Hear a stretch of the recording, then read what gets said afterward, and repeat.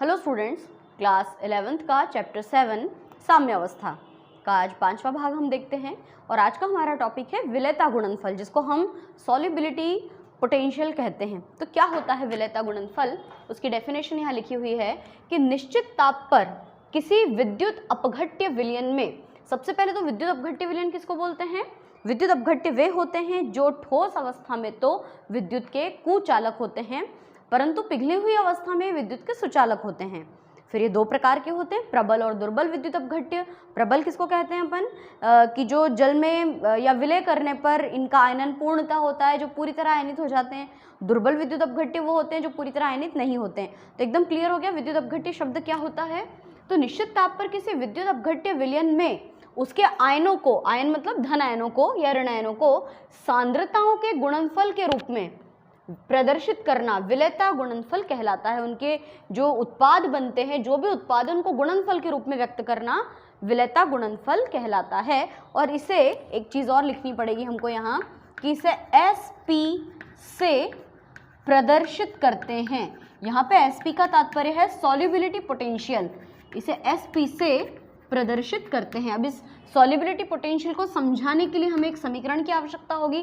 तो आगे हम लिखेंगे कि माना कि AB एक दुर्बल विद्युत अपघट्य है, माना कि AB एक दुर्बल विद्युत अपघट्य है ना, जो आयनन के पश्चात क्या देता है? A+ और B-। तो जब आप इसका आगे लिखना, जो आयनन के पश्चात क्या देता है? आयनन के पश्चात A+ व B- आयन देता है, A+ व B- आयन देता है। तो हमें इसे समीकरण के रूप में लिखना होगा। तो हम लोग इसको कैसे लिख सकते हैं कि AB = A+ और B-। ठीक है। अब इनके बीच में क्योंकि ये समीकरण है तो यहाँ पे बीच में प्लस लगाते हैं। और अब जब हम यहाँ पे द्रव्यानुपातिक क्रिया का नियम लागू करेंगे, है ना, द्रव्यानुपातिक क्रिया का नियम लागू करेंगे, तो हमने पढ़ा ही हुआ है कि कैसे लिखते हैं इसको। आगे हम लिखते हैं द्रव्यानुपाती क्रिया के नियम से, द्रव्यानुपातिक क्रिया के नियम से। क्या है द्रव्यानुपातिक क्रिया का नियम? तो वो नियम ये है कि K बराबर, ऊपर तो क्या आ जाता है?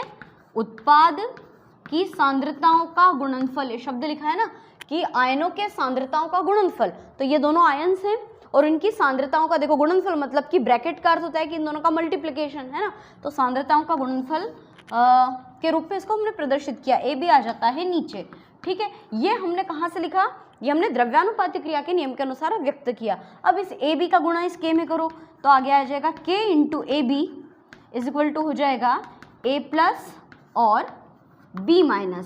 अब यहाँ पे हमें लिखना होगा कि हम जानते हैं क्या कि K × AB को कहते हैं KW। और KW का मतलब क्या है? सॉरी, KW नहीं आएगा, वो तो वाटर के लिए यूज़ करेंगे। इसको हम कह देंगे KSP, है ना। क्योंकि मैंने W इसलिए ले लिया क्योंकि जब हम यहाँ पे H2O का यूज़ करेंगे तो जब आयनन होगा धन और ऋण आयनों का, अभी हम लोग फिलहाल विलेयता गुणनफल पढ़ रहे हैं, इसके तुरंत बाद हम लोग विलेयता गुणनफल और विलेयता में संबंध और फिर जल का विलेयता गुणनफल समझेंगे, तब यहाँ पे W आएगा, परंतु यहाँ पे आ जाता है KSP। तो आपकी आखिरी स्टेप बनती है KSP बराबर A+ और B-। ये है विलेयता गुणनफल। और यहाँ पे आपको लास्ट में लिखना होगा कि जहाँ KSP क्या है? KSP को हम कहते हैं विलेयता गुणनफल स्थिरांक, है ना, सॉल्युबिलिटी पोटेंशियल कांस्टेंट, विलेयता गुणनफल स्थिरांक इसका नाम है। ठीक है, तो ये तो हो गया हमारा विलेयता गुणनफल किसे कहते हैं। अब हमारा अगला प्रश्न आता है बिल्कुल इसी से रिलेटेड। क्या प्रश्न है हमारा अगला? कि विलेयता और विलेयता गुणनफल में संबंध लिखिए। विलेयता और विलेयता गुणनफल में संबंध लिखिए। अब देखो, विलेयता मतलब सॉल्युबिलिटी, है ना, और विलेयता गुणनफल मतलब कि सॉल्युबिलिटी पोटेंशियल। इन दोनों में क्या संबंध है। तो हमारी शुरुआत तो बिल्कुल यहीं से होगी, सेम ये चीज़ हम लोग रिपीट करने वाले हैं। हम इनका आंसर कैसे लिखेंगे, इसका उत्तर लिखेंगे सेम बात यहीं से कि माना कि, बिल्कुल यहीं से एग्जैक्टली कि माना कि ए बी, मतलब मैं फिर से वो चीज़ रिपीट नहीं कर रही हूँ, आप सोचिए कि ये आंसर यहीं से शुरू हुआ है ना। तो आंसर में हम लोग लिखेंगे कि माना कि ए बी एक दुर्बल विद्युत अपघट्य है जो आयनन के पश्चात A प्लस और B माइनस आयन देता है, अतः समीकरण के अनुसार A B is equal to A plus B minus.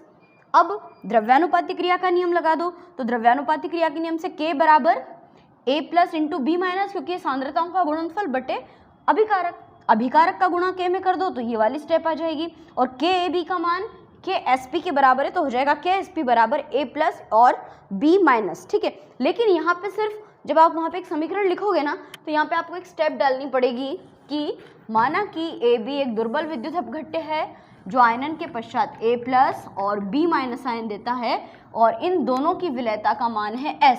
ठीक है, सिर्फ इतना सा आपको अंतर लिखना है, मतलब यहाँ पे आपको S लिख देना है, और फिर इस पूरे को सॉल्व करते हुए आप आओगे तो आखिरी स्टेप क्या बन जाएगा हमारा, KSP बराबर क्या है, A प्लस और B माइनस। अब इनके वैल्यूज रख दो यहाँ पे, KSP बराबर, यहाँ पे इसके स्थान पे आ जाएगा S, इसके स्थान पे भी आ जाएगा S, और KSP बराबर S इंटू S, S का स्क्वायर, स्क्वायर को इधर लेकर आओगे तो ये हो जाएगा अंडर रूट KSP बराबर S, यानी कि किसी दुर्बल विद्युत अपघट्य विलयन की जो विलेयता होती है उसका मान विलेयता गुणनफल स्थिरांक के वर्गमूल के बराबर होता है। ये हमको आखिरी लाइन लिखनी है। वो जो मैंने स्टेप बोला है वो क्या बोला गया है कि S क्या चीज़ है, यहाँ पे S मतलब होता है विलेयता, है ना, S का मतलब होता है सॉल्युबिलिटी या विलेयता, और KSP का मतलब ये लिखा विलेयता गुणनफल स्थिरांक। तो इसकी परिभाषा क्या हो जाएगी कि किसी दुर्बल विद्युत अपघट्य विलयन की विलेयता गुणनफल स्थिरांक के वर्गमूल के बराबर होती है। तो यहाँ पे हमारे दो प्रश्न कवर हुए कि विलेयता गुणनफल क्या है और विलेयता तथा विलेयता गुणनफल में संबंध लिखिए, है ना। इसके बाद में अब हम एक अगला बहुत अच्छा प्रश्न पढ़ते हैं, जल के विलेयता गुणनफल को समझाइए, है ना। तो जल के विलेयता गुणनफल के लिए हमको ये सब हटाना होगा। जल का विलेयता गुणनफल, तो यहाँ पे हम लोग A और B, मतलब ए बी के स्थान पे क्या यूज करेंगे, जल का प्रयोग करेंगे। अच्छा, जल कैसा विलायक है, उभय प्रोटिक या उभयधर्मी, यानी वो अम्ल और क्षार दोनों की तरह व्यवहार प्रदर्शित करता है, यानी H प्लस आयन देता है यानी अम्ल, और OH माइनस आयन देता है मतलब क्षार। तो दोनों की तरह व्यवहार करने के कारण जो शुद्ध जल है वो किसका काम करेगा, उभय प्रोटिक विलायक का, है ना। यहाँ पे हम एक शब्द यूज कर लेते हैं, जल का विलेयता गुणनफल, है ना। जल का विलेयता गुणनफल क्या है समझाइए। तो जल एक उभयधर्मी विलायक है। शुद्ध जल जो होता है वो आयनन के पश्चात H प्लस और OH माइनस आयन देता है, लेकिन हम जब जल के एक अणु का आयनन करेंगे तब तो वो H प्लस और OH माइनस आयन देगा, लेकिन हम यहाँ पर जल के दो अणुओं का प्रयोग करते हैं, तो जिसमें से जल का एक अणु अम्ल का और जल का दूसरा अणु क्षार का कार्य करता है। तो जब ये वाला अणु इसको H प्लस आयन दे देगा तो H2O काय में बदल जाएगा, H3O आयन में। इसको हम कहते हैं हाइड्रोनियम आयन, है ना। और शेष क्या बच गया, इसमें से एक H चला गया तो बचेगा क्या, OH माइनस आयन। इसको हम लोग क्या कहते हैं, इसको हम कहते हैं हाइड्रोक्सिल आयन, है ना, हाइड्रोनियम आयन और हाइड्रोक्सिल आयन। तो हमें यहाँ पे एक बात नोट करनी पड़ेगी कि जल एक उभयधर्मी विलायक है। जल का, शुद्ध जल का अणु आयनन के पश्चात H प्लस और OH माइनस आयन देता है, और मतलब ये अम्ल और क्षार दोनों की तरह कार्य करता है। तो यहाँ पर ब्रॉन्स्टेड-लॉरी के अनुसार जो प्रोटॉन देता है वो अम्ल और जो प्रोटॉन लेता है वो क्षार। तो यहाँ पर ये उभयधर्मी विलायक आपको दिखाई दे रहा है। अब हम लोग यहाँ पर क्या इस्तेमाल करें, यहाँ बिल्कुल विलेयता गुणनफल या द्रव्यानुपाती क्रिया के नियम को लागू करेंगे। तो हम यहाँ से लिखेंगे द्रव्यानुपाती क्रिया के नियम से, द्रव्यानुपाती क्रिया के नियम से। क्या है द्रव्यानुपाती क्रिया का नियम, तो ये नियम कहता है कि K बराबर अभिकारक, ये दोनों H2O हैं, उत्पाद ये दोनों हैं, तो ऊपर क्या आ जाएगा, हाइड्रोनियम आयन, है ना, इंटू हाइड्रोक्सिल आयन, और नीचे क्या आ जाएगा, H2O इंटू H2O। ठीक है, अब आगे इसको अगर अपन हल करेंगे तो क्या आएगा, K बराबर, ऊपर तो क्या लिखा हुआ है, H3O पे प्लस चार्ज है ना, OH पे माइनस चार्ज, और यहाँ पे हम लिख सकते हैं H2O का वर्ग, ठीक है, इसको हम लोग इस तरह से लिख सकते हैं। जब हम इसका गुणा इधर करेंगे तो क्या आ जाएगा, K इंटू H2O का स्क्वायर है ना, इसको K इंटू H2O का स्क्वायर लिखेंगे और आगे लिख दिया जाएगा हाइड्रोनियम आयन और हाइड्रोक्सिल आयन है ना, इसको आप अंदर बाहर कहीं भी लिख सकते हो, ठीक है। और जैसे मैंने अभी पिछले इसमें किया था, आगे हम लिखेंगे कि चूंकि K इंटू H2O का स्क्वायर है ना, क्योंकि जो दो जल के अणु लिए ना इसलिए, तो इसको हम लोग क्या कहते हैं, KW। KW मतलब कि W वाटर के लिए, और KW जैसे कि KSP जो था वो विलेयता गुणनफल स्थिरांक था, तो यहाँ पे आप लिख सकते हो KW बराबर, आगे क्या आ जाएगा, H3O हाइड्रोनियम आयन और हाइड्रोक्सिल आयन, ठीक है, इस तरह से। तो ये हो गया जल के विलेयता गुणनफल का सूत्र। जल के विलेयता गुणनफल को हम जल का आयनिक गुणनफल भी बोल सकते हैं। अच्छा, एक बात और सुनिए कि यहाँ पर हमने दो जल के अणु का प्रयोग किया है। अगर आपको सेम चीज़ जल के एक अणु के साथ में डील करनी हो तब हम क्या करेंगे, तो कुछ नहीं, तब हमारा थोड़ा सा परिवर्तन इस तरह से हो जाएगा कि जब हम लोग जल के एक अणु का प्रयोग करेंगे तब हम यहाँ लिखेंगे H2O, और H2O आयन के पश्चात क्या देगा, हाइड्रोजन आयन, और सॉरी यहाँ से नहीं लगता है ब्रैकेट, यहाँ पे हमको लिखना होगा H प्लस और OH माइनस आयन। और जब हम यहाँ पे लागू कर देंगे कौन सा नियम, द्रव्यानुपाती क्रिया के नियम से, तब हम इसको कैसे लिखेंगे कि K बराबर, ऊपर तो क्या आ जाएगा, hydrogen ion into hydroxyl ion, और बटे में क्या आ जाएगा, H2O है ना। अगली स्टेप में हम लोग क्या करेंगे कि K इंटू H2O है ना, तो सामने की तरफ क्या बन जाएगा, हाइड्रोजन आयन और हाइड्रोक्सिल आयन, और K इंटू H2O का मान भी किसके बराबर होता है, KW के बराबर, तो ये H प्लस आयन और ये OH माइनस आयन। तो जब हम लोग pH मान के सवाल जब हल करेंगे तब हमको इस स्टेप की आवश्यकता होगी। तो ये जल का विलेयता गुणनफल है, ये भी सही है और ये वाला भी सही है। इसमें हमने दो जल के अणुओं का प्रयोग किया हुआ है और इसमें सिंगल जल के अणु से हम इस बात को समझ रहे हैं। हमारा अगला प्रश्न है, बफर विलयन किसे कहते हैं, इसका महत्व लिखिए और बफर विलयन के प्रकार भी समझाइए। तो काफ़ी नया टॉपिक है आप लोगों के लिए, बफर विलयन क्या है ना, बहुत ही इंटरेस्टिंग है ये। बफर विलयन वह विलयन होता है जिसका pH मान है ना, वह विलयन जिसका pH मान सदैव, ये क्वेश्चन है ये आंसर है ना, बफर विलयन वह विलयन होता है जिसका pH मान सदैव आरक्षित रहता है। आरक्षित का मतलब फिक्स रहता है, रिजर्व रहता है। आरक्षित का मतलब जिसका pH मान कभी भी नहीं बदलता है, यानी ऐसा विलयन जिसका pH मान हमेशा निश्चित रहता है, कभी चेंज नहीं होता है, चाहे उसमें कितना भी आप अम्ल और क्षार क्यों ना मिला दें, है ना। तो एक तो आरक्षित रहता है, ये भी लिख सकते हैं जिनका pH मान सदैव निश्चित रहता है ना। आरक्षित और निश्चित वैसे एक ही बात है, निश्चित रहता है। और एक और बात कि ऐसे विलयन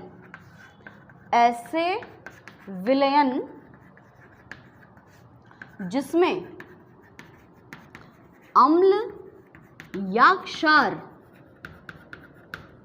क्षार मिलाने पर भी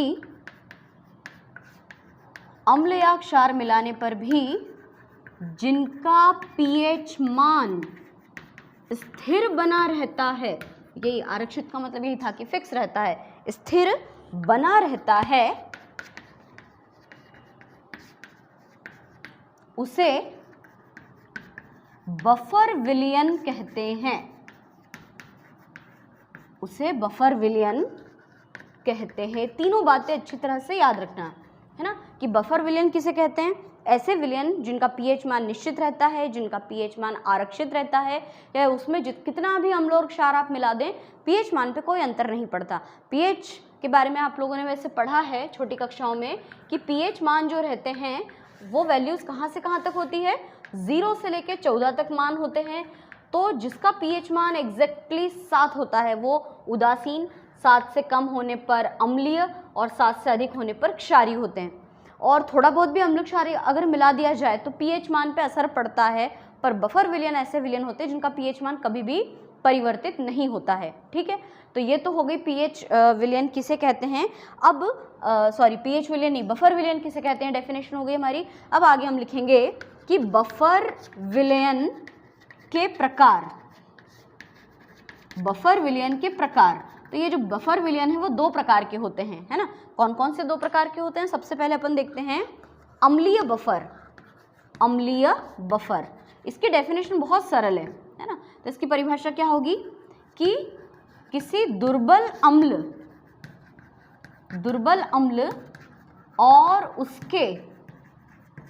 और उसके अकार्बनिक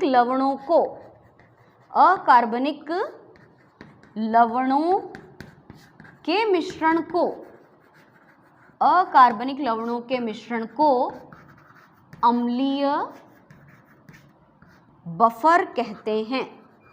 अम्लीय बफर कहते हैं, है ना। क्या बात हुई, इसका मतलब क्या हुआ कि दुर्बल अम्ल, मैंने आपको पिछली वीडियोस में विद्युत अपघट्य के दो भाग बताए थे, प्रबल अम्ल, दुर्बल अम्ल, और प्रबल क्षार, दुर्बल क्षार। तो कोई भी आप एक दुर्बल अम्ल ले लो और उसी का अकार्बनिक लवण, तो दुर्बल अम्ल और उसके अकार्बनिक लवण का जो मिश्रण होता है उसको अम्लीय बफर कहते हैं। इसका एग्जाम्पल क्या है, इसका एग्जाम्पल हम लोग लिखेंगे एसिटिक अम्ल और इसी का अकार्बनिक लवण, तो उसका नाम है सोडियम एसीटेट, है ना। अब इन दोनों का फॉर्मूला क्या है, एसिटिक अम्ल का सूत्र CH3COOH और सोडियम एसिटेट का सूत्र CH3COOH के स्थान पे आ जाएगा Na। तो अब बात समझ में आ गई कि दुर्बल अम्ल और उसके अकार्बनिक लवण के मिश्रण को अम्लीय बफर कहते हैं। इसी प्रकार से क्षारीय बफर की डेफिनेशन क्या हो जाएगी, क्षारीय बफर, बिल्कुल ऐसी की ऐसी परिभाषा है। क्षारीय बफर किसे कहेंगे कि किसी दुर्बल क्षार और उसके अकार्बनिक लवण के मिश्रण को, अकार्बनिक लवण के मिश्रण को क्षारीय बफर कहते हैं। क्षारीय बफर कहते हैं, है ना। अब इसका भी आपको उदाहरण लेना पड़ेगा। उदाहरण के तौर पे आपको क्या लेना होगा, एक ऐसा क्षार जो कि दुर्बल हो, है ना। तो दुर्बल क्षार के रूप में हम लोग लेते हैं अमोनियम हाइड्रोक्साइड, है ना, प्लस उसी का अकार्बनिक लवण, यानी यहाँ पे हमको लेना होगा अमोनियम क्लोराइड, अमोनियम हाइड्रोक्साइड और अमोनियम क्लोराइड का मिश्रण। तो अमोनियम हाइड्रोक्साइड का सूत्र क्या है, NH4OH, और इसका अमोनियम क्लोराइड का सूत्र क्या होगा, इसको हम लोग लिखेंगे NH4Cl। तो ये दुर्बल अम्लीय बफर और एक क्षारीय बफर, ये दोनों चीज़ें क्लियर हो गई। अच्छा, ये तो बफर विलयन की परिभाषा और प्रकार हैं। अगर मान लो कि बफर विलयन की क्रियाविधि पूछ ली जाए तो वो बहुत ही सरल है, मैं थोड़ा सा आपको समझा दूं। दोनों की क्रियाविधि है ना, बहुत आसान है। अगर हम पहले अम्लीय बफर की क्रियाविधि देखें, क्रियाविधि में हम लोग पहले लिखें अम्लीय बफर की क्रियाविधि, तो कुछ नहीं है कि जो आपके अम्ल हैं, दुर्बल अम्ल के रूप में आपने एसिटिक अम्ल लिया, पहले आप उसका आयनन करो। तो आयनन करेंगे तो क्या होगा, CH3COOH का अगर आप आयनन करोगे तो बनेगा H+ आयन और CH3COO- आयन, यानी एसिटेट आयन। ठीक इसी प्रकार से जब आप सोडियम एसिटेट का आयनन करोगे, CH3COO का जब हम लोग आयनन करेंगे तो ये क्या देगा, Na+ आयन देगा और बदले में क्या दे देगा, CH3COO आयन। अब इनमें आपको एक सम आयन दिखाई दे रहा होगा, सम आयन का मतलब समान आयन। तो इसमें जो एसिटेट आयन है वो दोनों में, यानी दुर्बल अम्ल और उसके अकार्बनिक लवण में समान है, तो ये दोनों मिलकर सम आयन प्रभाव प्रदर्शित करते हैं। और जब ये आयनन हो जाता है तो इसमें एक बूंद HCl की मिलाते हैं।